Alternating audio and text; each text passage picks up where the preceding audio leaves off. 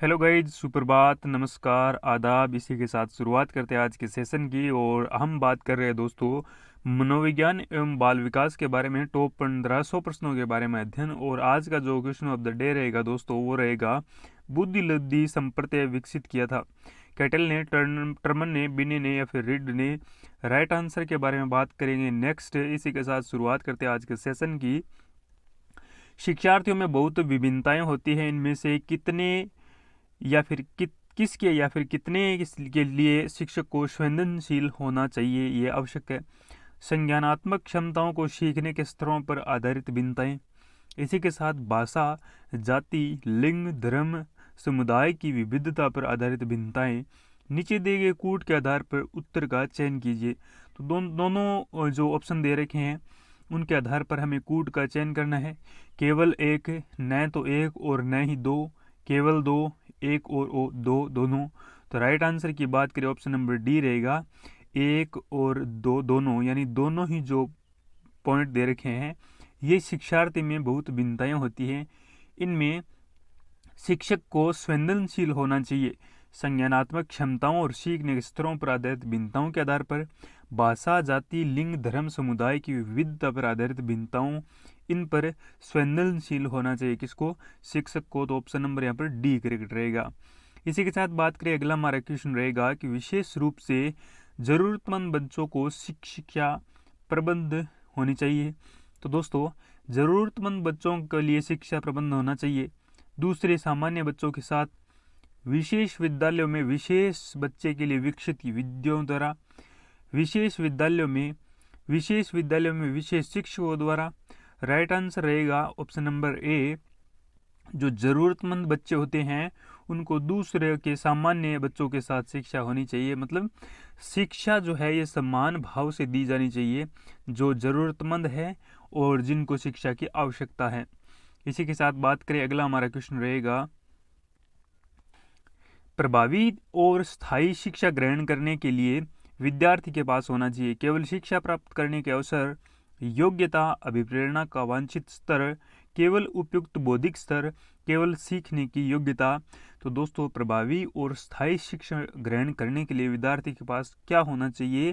तो दोस्तों, उसके पास होना चाहिए योग्यता और अभिप्रेरणा का वांछित स्तर। ऑप्शन नंबर यहाँ पर बी करेक्ट रहेगा।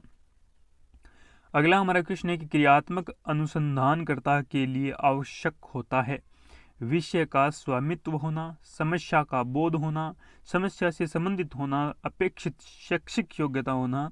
तो राइट आंसर रहेगा, क्रियात्मक अनुसंधानकर्ता के लिए अपेक्षित शैक्षिक योग्यता होना आवश्यक है। तो ऑप्शन नंबर यहाँ पर डी करेक्ट रहेगा। इसी के साथ बात करें, अगला हमारा क्वेश्चन है कि क्रोध व भय का प्रकार है क्या है? अभिप्रेरणा, स्वयं, परिकल्पना, मूल प्रवृत्ति।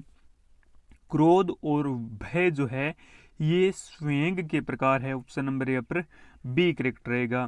इसी के साथ बात करें, अगला हमारा क्वेश्चन है कि एक आंतरिक बल जो प्रोत्साहित करता है और उसे व्यवहार प्रतिक्रियाओं के लिए बाध्य करता है एवं उसे प्रतिक्रिया को विशिष्ट दिशा उपलब्ध कराता है, अध्यवसाय कहलाता है, स्वयं कहलाता है, वचनबद्धता कहलाता है या फिर अभिप्रेरण कहलाता है। तो राइट आंसर रहेगा दोस्तों वो रहेगा अभिप्रेरण।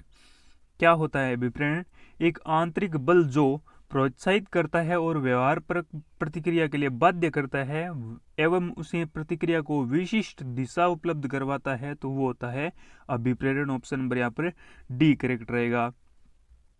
अगला हमारा क्वेश्चन है कि निम्नलिखित में से कौन सा कारक अधिगम को सकारात्मक प्रकार से प्रभावित करता है? किसको? अधिगम को सकारात्मक प्रकार से प्रभावित करता है।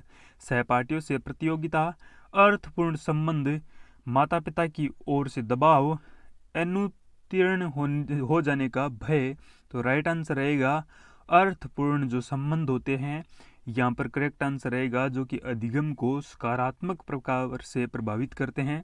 Option number B correct. संज्ञानात्मक विकास निम्नलिखित में से किसके द्वारा संभव है?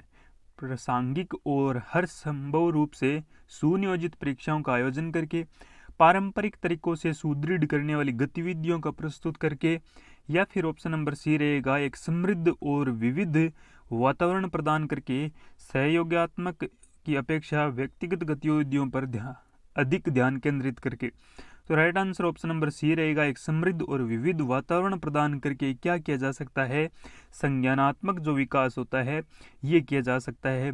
एक बात करें तो समृद्ध और विविध वातावरण प्रदान करके।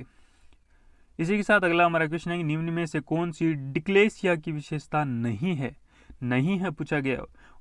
वाचन प्रतिशुद्धता या फिर गति तथा बोध की समस्या, सीधे या उल्टे हाथ के प्रयोग के संबंध में निश्चय, छपे हुए शब्दों को सीखने और याद रखने की कठिनाइयाँ, लिखने की धीमी गति। तो राइट आंसर रहेगा ऑप्शन नंबर बी, डिक्लेसिया की विशेषता नहीं है, अपितु ये जो 3 दे रखी है option number first, second and fourth, ये डिक्लेसिया से संबंधित है। छपे हुए शब्दों को सीखने और याद करने की कठिनाइयां जो है ये डिक्लेसिया से संबंधित नहीं है। सीधे या उल्टे हाथ के प्रयोग के संबंध में निश्चय, वाचन परिशुद्धता, गति तथा बोध की समस्या, लिखने की धीमी गति, ये किससे संबंधित है, ये डिक्लेसिया से संबंधित है। इसी के साथ अगला हमारा क्वेश्चन है कि 16 पीएफ का प्रयोग करके मापन हेतु किया जाता है। तो 16 पीएफ जो होता है इसे क्या मापा जाता है, सृजनात्मकता, अभिरुचि, व्यक्तित्व या फिर दबाव।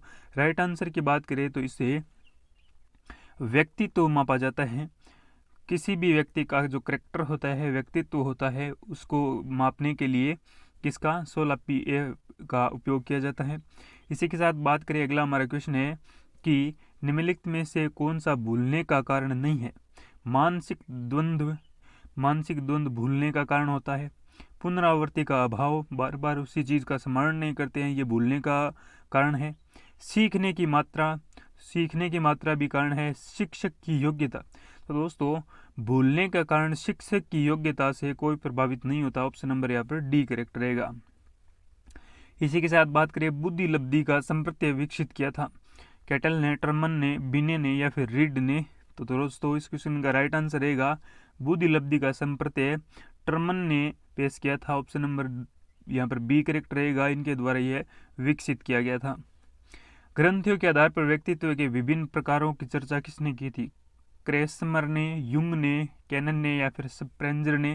राइट आंसर रहेगा युंग के द्वारा ग्रंथियां जो होती है इन आधार पर व्यक्तित्व के विभिन्न प्रकारों को जानने या फिर इन पर चर्चा करने का कार्य किसने, युंग ने किया था।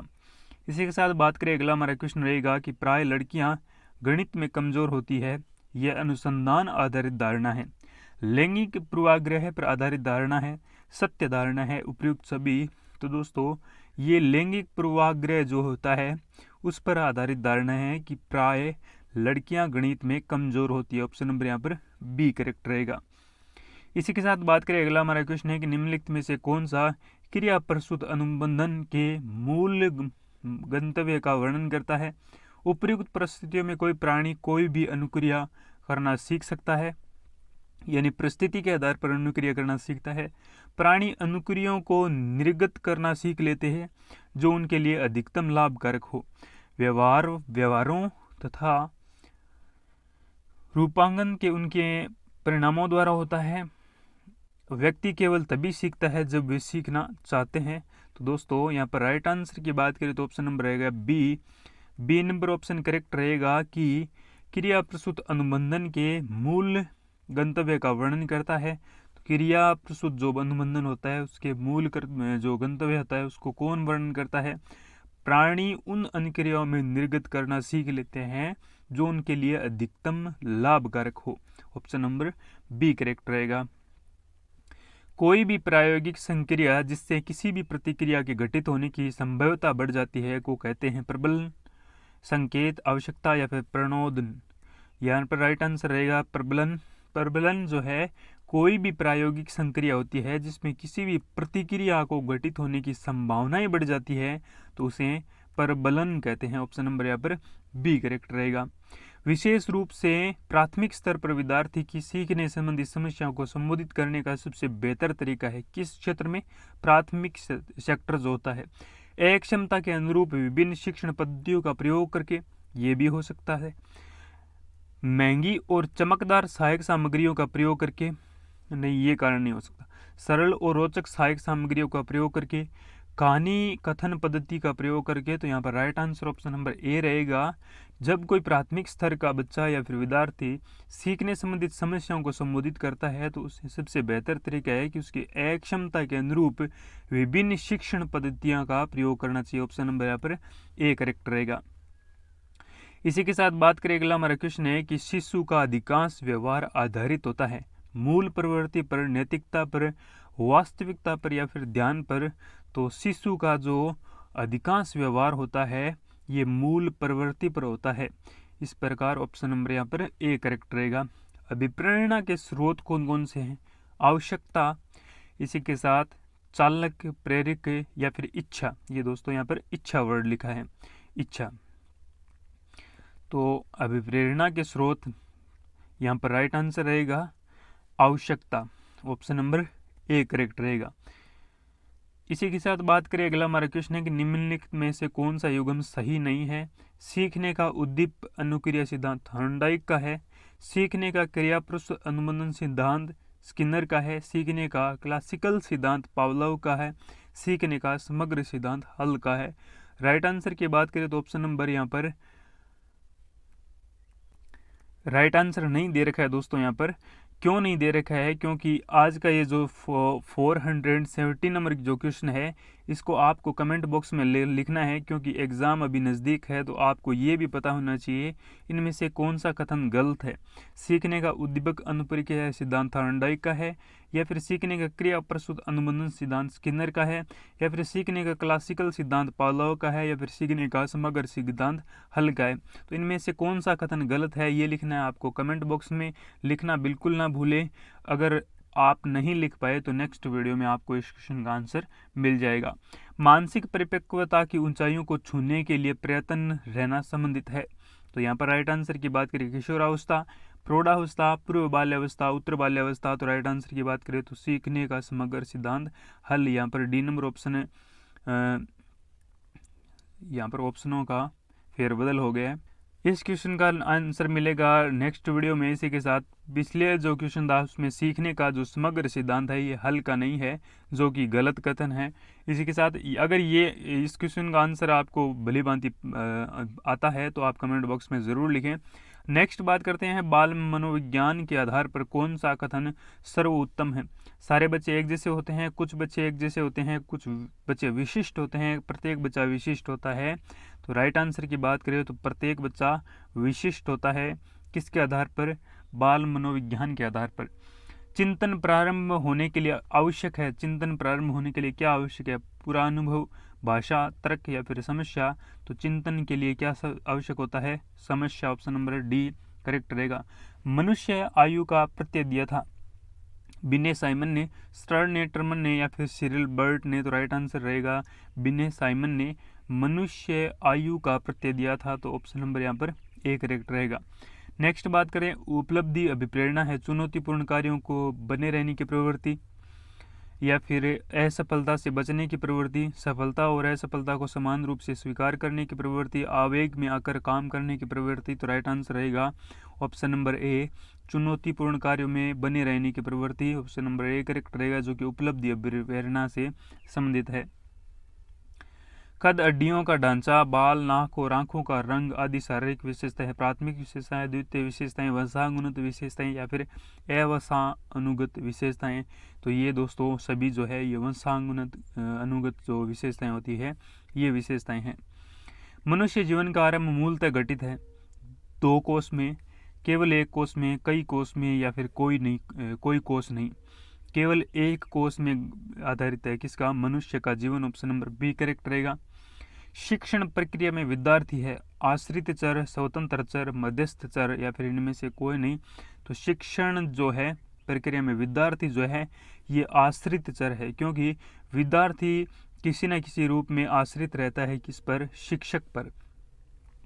इसी के साथ बात करिए, अगला हमारा क्वेश्चन है कि एक प्रमाणीकृत पठन प्रशिक्षण में लेने के लिए 5वीं कक्षा में प्रस्तुत करने में शिक्षक को अधिकाधिक परामर्श दिया जाता है कि बच्चों को बोलने की परीक्षण बहुत महत्वपूर्ण है तथा वह उसमें अच्छा प्रदर्शन करेगा। पूर्ववर्ती परीक्षा में प्रधान प्रश्नों को चिन्हित करना एवं छात्रों को उन्हें स्तर उत्तर देने के लिए अनुमति देना, निम्न कोटि में पाठकों को परीक्षण देना ताकि कक्षा के शेष बच्चों में किसी भी तरीके से अच्छा करें।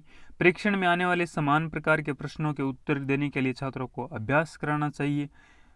या फिर राइट आंसर रहेगा ऑप्शन नंबर डी कि शिक्षक को अधिकाधिक परामर्श दिया जाता है कि क्या करे वो। ऑप्शन नंबर डी, परीक्षण में आने वाले समान प्रकार के प्रश्नों के उत्तर देने के लिए छात्रों को अभ्यास कराना। ऑप्शन नंबर डी करेक्ट रहेगा।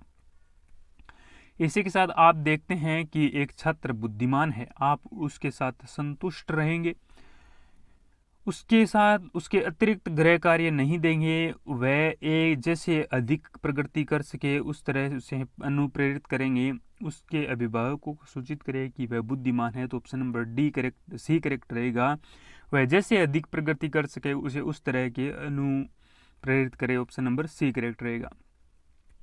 यदि कुछ विद्यार्थी कक्षा में अध्ययन की चित्तवृत्ति में नहीं है तो आप उन्हें अध्ययन के लिए बाध्य करेंगे, उन विद्यार्थियों को कक्षा छोड़ने के लिए कहेंगे, उन्हें चेतावनी देंगे कि वे अवश्य अध्ययन करेंगे, नहीं तो आप प्रधानाध्यापक को सूचित करेंगे, उन्हें उनकी रुचि अथवा अपने आप विषय के अनुसार रुचिपूर्ण चीज़ें बताएंगे। तो ऑप्शन नंबर यहाँ पर रहेगा करेक्ट, वो रहेगा डी। जो विद्यार्थी अध्ययन में चित्तवृत्त नहीं होते हैं उन्हें उनकी रुचि अथवा आप अपने विषय के अनुसार रुचिपूर्ण चीज़ें बताएंगे। अगला हमारा क्वेश्चन है कि पृथक समाजातीय समूहों के व्यक्तियों के प्रति बच्चों की अभिवृत्ति साधारणतः आधारित होती है उनके अभिभावकों की चित्तवृत्ति पर, उनके समकक्षों की अभिवृत्ति पर, दूरदर्शन के प्रभाव पर, उनके सहोदरों की अभिवृत्ति पर। तो राइट आंसर रहेगा ऑप्शन नंबर ए, उनके अभिभावकों की चित्तवृत्ति पर। ऑप्शन नंबर ए करेक्ट रहेगा। समायोजन से तात्पर्य है कि समय का विभिन्न परिस्थितियों में अनुकूल करना ताकि संतुष्ट किया जा सके कि दूसरों को, प्रेरक को, या फिर उद्देश्यों को, या फिर आवश्यकताओं को। राइट आंसर रहेगा आवश्यकताओं को। समायोजन से तात्पर्य है कि स्वयं का विभिन्न परिस्थितियों में अनुकूल रहना ताकि वह संतुष्ट किया जा सके किसको, आवश्यकताओं को। ऑप्शन नंबर डी करेक्ट रहेगा। अगला हमारा क्वेश्चन है कि बच्चों को अपने अध्ययन में प्रयास करने हेतु प्रोत्साहित करने के लिए शिक्षकों को बच्चों को नियंत्रित में रखना चाहिए, अन्य बच्चों के साथ तुलना करनी चाहिए, बच्चों को प्रेरित करना चाहिए। तो यहाँ पर right answer option number C रहेगा। विकास के संदर्भ में निम्न में से कौन सा कथन सत्य नहीं है। विकास के संबंध में कौन सा कथन सत्य नहीं है। विकास की प्रत्येक अवस्था में अपने खतरे हैं। विकास उकसाने या बढ़ाने देने नहीं होता है। विकास सांस्कृतिक परिवर्तनों से प्रभावित होता है। विकास की प्रत्येक अवस्था की अपनी विशेषताएं होती है। तो right answer option number B रहेगा। विकास उकसाने या बढ़ावा देने से नहीं होता है। तो ये यहाँ पर राइट आंसर। बुद्धि एवं सृजनात्मक में किस प्रकार का सहसंबंध पाया गया। धनात्मक, ऋणात्मक, शून्य या फिर ये सभी। राइट आंसर की बात करें तो यहाँ पर धनात्मक संबंध पाया गया है। बुद्धि एवं सृजनात्मक में किस प्रकार का सहसंबंध है। तो यहाँ पर राइट आंसर धनात्मक, ऑप्शन नंबर ए करेक्ट रहेगा। अगला हमारा क्वेश्चन है कि चिंतन मानसिक क्रिया का ज्ञानात्मक पहलू है, भावात्मक पहलू है, क्रियात्मक पहलू है, या फिर इनमें से कोई नहीं। तो जो चिंतन जो होता है ये मानसिक क्रिया का ज्ञानात्मक पहलू होता है। ऑप्शन नंबर यहाँ पर ए करेक्ट रहेगा। निम्नलिखित में से किस समूह के बच्चों को समायोजन की समस्या होती है। औसत बुद्धि के बच्चों को, मजदूर बच्चों को, अध्ययनशील बच्चों को, कुशाग्र बुद्धि के बच्चों को। तो यहाँ पर राइट आंसर की बात करें तो कुशाग्र बुद्धि के जो बच्चे होते हैं उनमें समायोजन की समस्या होती है। ऑप्शन नंबर डी करेक्ट रहेगा। निम्न में से किस विधि का उपयोग करके समृद्धि के मापन में नहीं किया जाता। प्रोत्साहन विधि, तार्किक विधि, पहचान विधि, पुनः सीखना विधि। तो दोस्तों समृद्धि का उपयोग जो है, मापन जो है, ये तार्किक विधि में नहीं किया जाता। ऑप्शन नंबर बी करेक्ट रहेगा। एक शिक्षार्थी केंद्रित कक्ष में अध्यापिका करेगी अधिगम को सुगम बनाने के लिए बच्चों को एक दूसरे के साथ अंकों की मुकाबला करने हेतु प्रोत्साहित करना, व अपने विद्यार्थियों में से जिस प्रकार अपेक्षा करती है उसे प्रदर्शित करना तथा बच्चों को वैसा करने के लिए दिशा निर्देश करना। इस प्रकार की पद्धतियों को नियोजित करने का जिसमें शिक्षार्थी अपने स्वयं के अधिगम के लिए पहल करने में प्रोत्साहित हो, मुख्य तथ्यों की व्याख्या करने के लिए व्याख्यान पद्धति का प्रयोग करना तथा बाद में शिक्षार्थी को उसकी सहजता से आंकलन करना। तो right answer option number C रहेगा। शिक्षिका क्या करेगी? शिक्षिका इस प्रकार की पद्धतियों को नियोजित करना चाहेगी जिसमें शिक्षार्थी अपने स्वयं के अधिगम के लिए पहल करने में प्रोत्साहित हो। इसी के साथ बात करें, अगला हमारा क्वेश्चन है कि शिक्षक का बर्ताव होना चाहिए प्रशासनात्मक, शिक्षाप्रद, आदर्शवादी, निदेशात्मक। तो दोस्तों शिक्षक का जो बर्ताव है यह आदर्शवादी होना चाहिए। ऑप्शन नंबर सी करेक्ट रहेगा। आंकलन के बारे में निम्नलिखित में से कथनों में से कौन सा कथन सही है? आंकलन में विद्यार्थियों को यह समस्या में भिन्नता मिलना चाहिए कि वे शक्तियों और रिक्तियों को देख सकें और शिक्षक तदनुसार उसे ठीक कर सके। आंकलन तभी सार्थक होता है जब विद्यार्थी का तुलनात्मक मूल्यांकन भी हो। आंकलन केवल स्मरण शक्ति का ही नहीं, बोधन और अनुप्रयोग का भी होना चाहिए। आंकलन तब तक उद्देश्यपूर्ण नहीं हो सकता जब तक उसे भय और चिंता का संचार न हो। कौन कौन से पॉइंट यहाँ पर राइट रहेंगे? तो option number first and third right रहेगा। फर्स्ट है कि आंकलन तभी सार्थक होता है जब विद्यार्थियों का तुलनात्मक मूल्यांकन हो, और फर्स्ट एंड थर्ड, आंकलन से विद्यार्थियों को यह सहायता मिलना चाहिए कि वे शक्तियों और रिक्तियों को देख सकें और शिक्षक तदनुसार उनसे ठीक कर सके। आंकलन केवल स्मरण शक्ति का ही नहीं, बोधन और अनुप्रयोग का भी होना चाहिए। तो फर्स्ट एंड थर्ड यहाँ पर राइट आंसर रहेगा। इसी के साथ बात करिए, अगला हमारा क्वेश्चन है कि स्पिरिमैन 1909 में जो सिद्धांत आया उनके अनुसार तर्क की क्षमता और समस्या समाधान करने की क्षमता कहलाती है। तर्क करने की क्षमता और समस्या समाधान की क्षमता कहलाती है एस कारक, जी कारक, विशिष्ट बुद्धि, सांस्कृतिक बुद्धि। तो राइट आंसर रहेगा जी कारक, ऑप्शन नंबर बी करेक्ट रहेगा। इसी के साथ एक शिक्षक को साधन संपन्न होना चाहिए। इसका अर्थ है उसके पास पर्याप्त धन संपदा होनी चाहिए ताकि वह शिक्षण देने की जरूरत न पड़े। उसका आधिकारिक स्तर से संपर्क होना चाहिए, या फिर उनको अपने शिक्षा विद्यार्थियों को समस्या को हल करने के लिए पर्याप्त ज्ञान होना चाहिए। ये ऑप्शन नंबर सी करेक्ट रहेगा, जो कि शिक्षक के लिए काफ़ी इंपॉर्टेंट है। विद्यालय में विद्यार्थियों को कैसे अभिप्रेरित करना उचित रहेगा? चुने गए अध्ययन द्वारा, प्रासंगिक अध्ययन द्वारा, गहन अध्ययन द्वारा, या फिर सहस्वर अध्ययन द्वारा। तो विद्यार्थियों को प्रभावित करने के लिए सहस्वर अध्ययन का उपयोग करना चाहिए, अधिगम का उपयोग करना चाहिए। ऑप्शन नंबर डी करेक्ट रहेगा। शिक्षा का उद्देश्य होना चाहिए, काफ़ी इंपॉर्टेंट क्वेश्चन। विद्यार्थियों को व्यावसायिक कुशलता का विकास करना, विद्यार्थियों को सामाजिक जागरूकता का विकास करना, विद्यार्थियों को परीक्षा के लिए तैयार करना, व्यवहारिक जीवन जीने के लिए विद्यार्थियों को तैयार करना। तो ऑप्शन नंबर यहाँ पर डी करेक्ट रहेगा। दूसरे व्यक्ति को बाह्य व्यवहार की नकल है सीखना, अनुकरण, कल्पना या फिर चिंतन। तो इसे कहते हैं दोस्तों अनुकरण करना। दूसरे व्यक्ति की नकल जो होती है इसे अनुकरण करना कहलाता है। ऑप्शन नंबर बी करेक्ट रहेगा।